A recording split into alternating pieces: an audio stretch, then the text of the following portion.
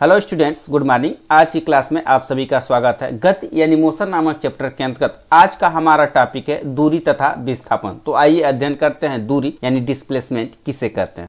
दूरी जिसे इंग्लिश में हम डिस्टेंस कहते हैं की परिभाषा देखें। किसी गतिशील वस्तु द्वारा किसी समय में तय किए गए संपूर्ण पथ की लंबाई को उस वस्तु द्वारा चली गई दूरी कहते हैं। या हम कह सकते हैं कि किसी गतिशील वस्तु द्वारा किसी समय में तय किए गए संपूर्ण पथ की लंबाई को दूरी कहते हैं। अब दूरी की विशेषता देखेंगे यहाँ पर कि यह एक अदिश राशि है क्योंकि इसमें दिशा का ज्ञान नहीं होता है। दूसरी विशेषता इसकी देखें कि दूरी का मान कभी भी शून्य नहीं हो सकता। पहली विशेषता क्या थी कि यह एक अदिश राशि है, यानी दूरी में परिणाम तो होता है लेकिन दिशा का ज्ञान नहीं होता है। दूसरा, दूरी का वैल्यू कभी भी शून्य नहीं हो सकता है। और तीसरा याद रखेंगे, चूंकि दूरी ही लंबाई है इसलिए इसका मात्रक जो होता है वो मीटर होता है। ये तीन मुख्य बातें याद रखेंगे और परिभाषा हमेशा याद रखेंगे कि किसी गतिशील वस्तु द्वारा किसी समय में तय किए गए संपूर्ण पथ की लंबाई को दूरी कहते हैं। अब हम समझने का प्रयास करते हैं। एक व्यक्ति है यहाँ पे और यह अपनी ए स्थिति से चलना प्रारंभ करता है इस तरफ, तो 10 किलोमीटर की दूरी तय करता है। फिर क्या करता है, ये इधर की तरफ जाता है, 7 किलोमीटर की दूरी तय करता है। मानते हैं ए से बी जाता है और बी से सी 7 किलोमीटर की दूरी जाता है। फिर से यहाँ से इस तरह से चलता हुआ 15 किलोमीटर और चलता है, डी तक पहुँचता है और डी से फिर से दूरी तय करता है इधर 4 किलोमीटर, ई तक पहुँचता है और ई से फिर एक दूरी तय करता है और एफ तक पहुंच जाता है। ठीक है, एफ पर यहां पर ये व्यक्ति पहुंच गया। अब अगर हम पूछें ए द्वारा तय की गई कुल दूरी कितनी है तो हम देखें कैसे निकालेंगे। कहता क्या है कि किसी भी गतिशील वस्तु द्वारा किसी समय में तय किए गए संपूर्ण पथ की लंबाई को दूरी कहते हैं।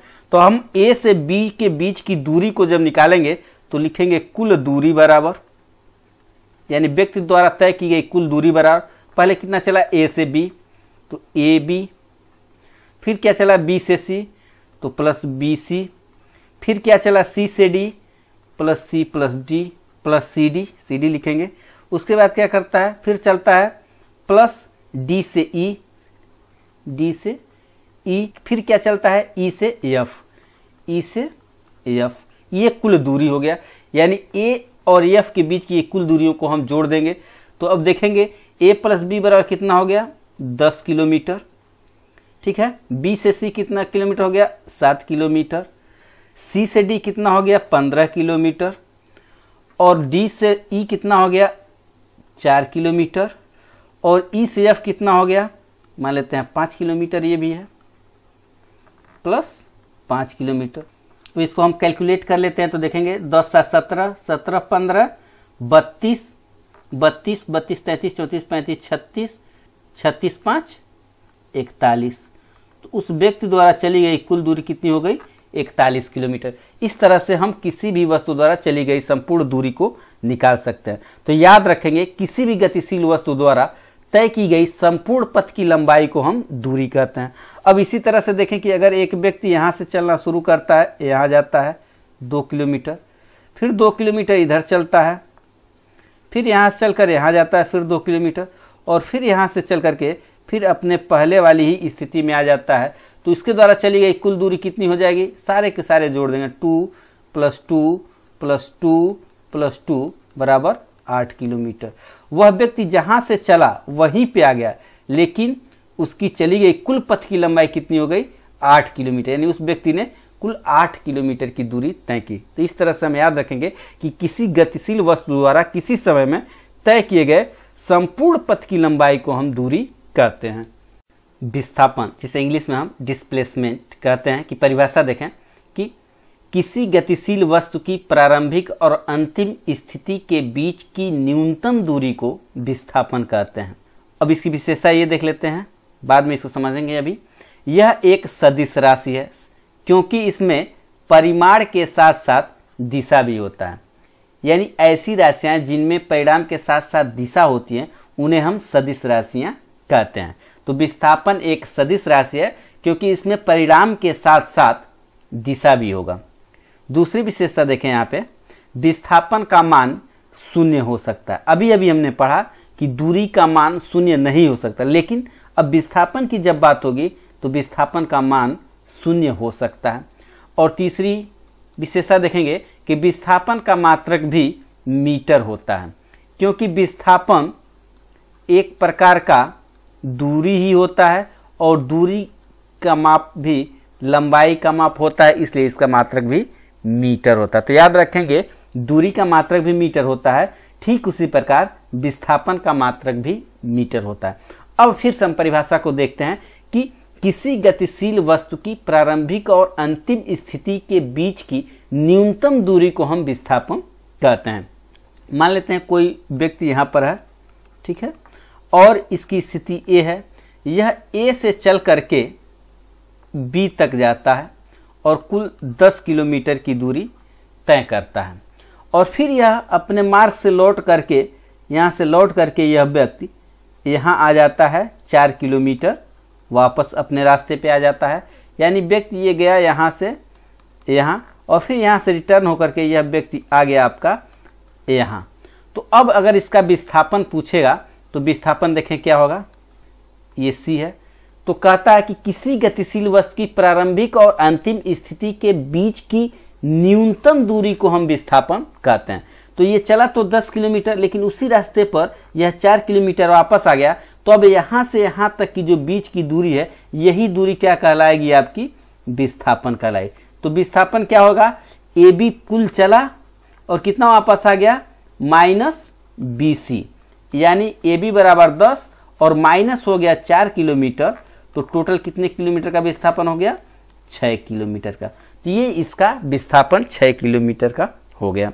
और अगर यही व्यक्ति, मान लेते हैं फिर से एक व्यक्ति है यहाँ, और यहाँ से चल करके ए से ये बी तक जाता है, ठीक है, और बी तक पहुँचता है, और फिर बी से वापस रिटर्न होकर के अपनी पहली वाली स्थिति पर आ जाता है। तो अब इसकी न्यूनतम दूरी कितनी होगी, देखेंगे विस्थापन कितनी होगी, यानी न्यूनतम दूरी क्या होगी, ए से चला बी और फिर बी से माइनस आ गया ए। तो यहां से यहां तक की दूरी अगर 10 किलोमीटर है तो लिखेंगे 10 किलो, ए बी बराबर 10 किलोमीटर, और फिर माइनस कितना हो गया, उतना ही दूरी वापस आ गया, तो -10 किलोमीटर। तो विस्थापन कितना हो जाएगा, 0 किलोमीटर। जब वस्तु जिस स्थिति में थी वह कितना ही दूरी तय करके अगर पुनः उसी स्थिति में आ जाती है तो उसके द्वारा जो विस्थापन होगा वह 0 होगा। लेकिन अगर यहीं पर दूरी पूछे इस वस्तु की दूरी, तो दूरी कुल कितनी हो जाएगी, A B plus B C, यानी 10 + 10 बराबर 20 किलोमीटर। दूरी 20 किलोमीटर हो जाएगी, लेकिन चूंकि जिस स्थिति में है उसी स्थिति में आ गए, यानी जो न्यूनतम दूरी हो गया वह कितना हो गया, 0, क्योंकि वह 10 किलोमीटर चली और फिर 10 किलोमीटर वह वस्तु वापस अपने ही जगह पर आ गए।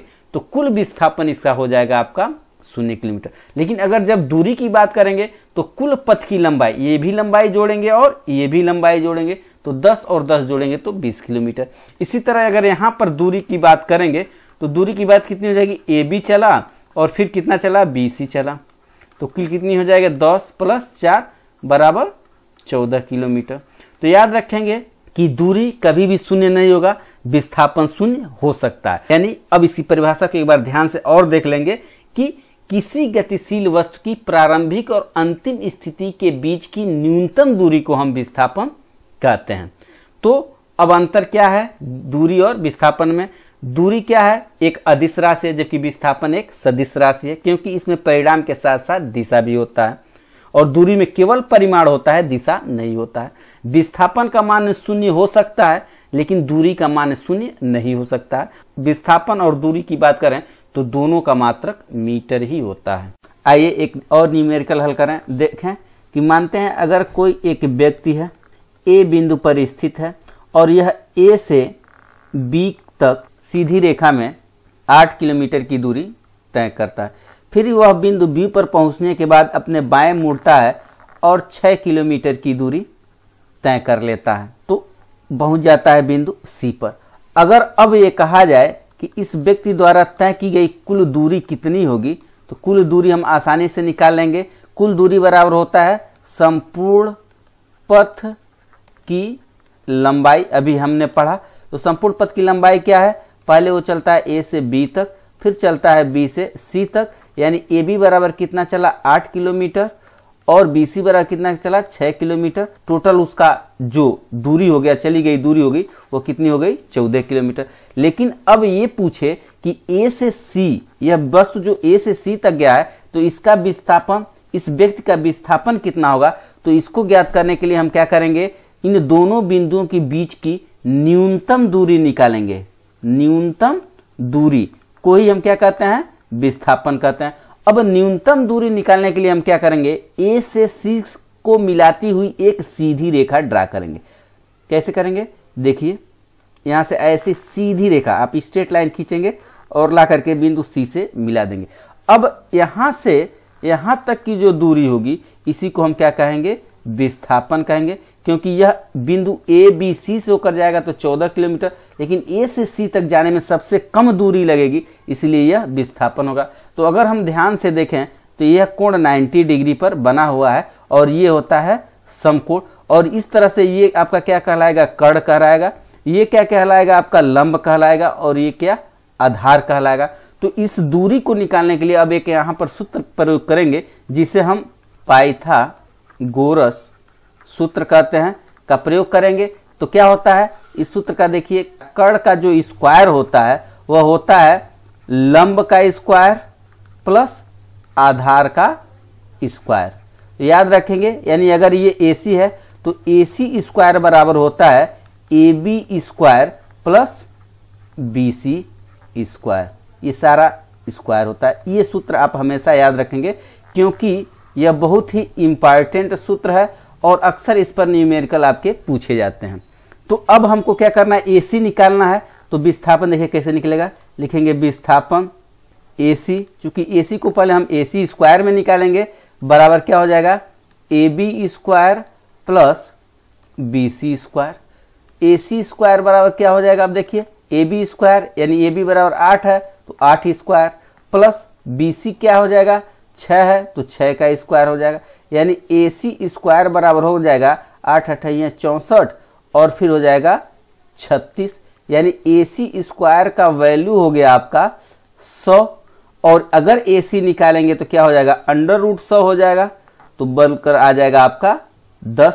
तो ये विस्थापन कितना हो गया 10 किलोमीटर, यानी AC की वैल्यू कितनी निकल गई अब 10 किलोमीटर। तो ये विस्थापन कितना हो गया आपका 10 किलोमीटर। तो इस तरह से याद रखेंगे कि अगर कभी इस तरह से कोई न्यूमेरिकल आपको मिल जाता है तो आप फिगर ड्रा करेंगे और फिर कर्ण का स्क्वायर के आधार पर हम फिर AC स्क्वायर निकालेंगे जो 100 हुआ, और AC स्क्वायर पर स्क्वायर हटाने के लिए इसको हटाएंगे तो इसको अंडर रूट करेंगे, तो अंडर रूट जाएगा तो 100 का 10 बाहर आएगा, तो यहां से यहां तक की दूरी कितनी हो जाएगी 10 किलोमीटर।